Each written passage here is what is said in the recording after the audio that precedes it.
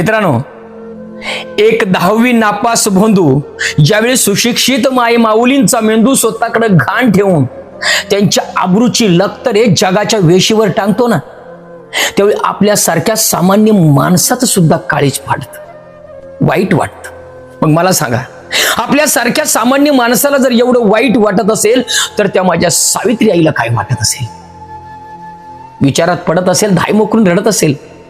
आणि या माझ्या लेकीना शिक्षणाची द्वारं खुलं करण्यासाठी लोकांनी अंगावर टाकलेली घाण मी फुलं समजून जीवाचं रान केलं आणि शिक्षणाची गंगा प्रत्येकाच्या घरी, प्रत्येकाच्या दारी पोहोचवली. आज तीच शिक्षणाची गंगा तुम्ही अंधश्रद्धेच्या सागरामध्ये विलीन करायला चाललेला आहात.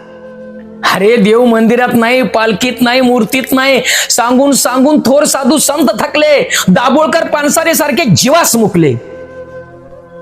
अरे, कधी कळणार तुम्हाला भोंदू बाबाचा स्वार्थ? कधी कळणार देवाचा खरा खोरा अर्थ? लक्षात ठेवा, देव म्हणजे देणारा, घेणं त्याला जमत नाही. निर्मळ मनात वास त्याचा, तो पापी मनात रमत नाही. अंडी, दामटा, कोंबडं, बोकडं देव कधी मागत नाही. मनामध्ये पाप ठेवून कितीही तुम्ही घंटा वाजवा, देव कधी जागत नाही. देव पालखीत आहे, देव मूर्तीत आहे, देव मंदिरात आहे, आपला खोटा भास आहे. अरे, साधू संतांनी, विचारवंतांनी सांगितलं, देवाचा खरा कुठं वास आहे? देव तुमच्या मनात आहे, देव तुमच्या ध्यानात आहे, देव कणाकणात आहे.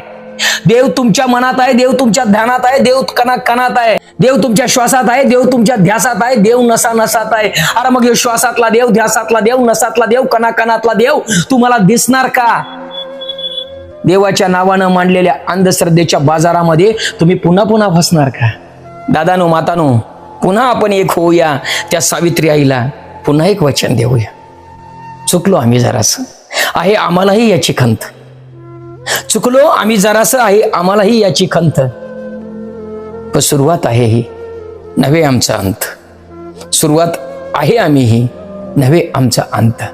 पुन्हा एकदा दाखवू आम्ही तुम्हाला आमची एकी. पुन्हा एकदा दाखवू आम्ही तुम्हाला आमची एकी. अरे, एवढा पण स्वस्त नाही आहोत आम्ही.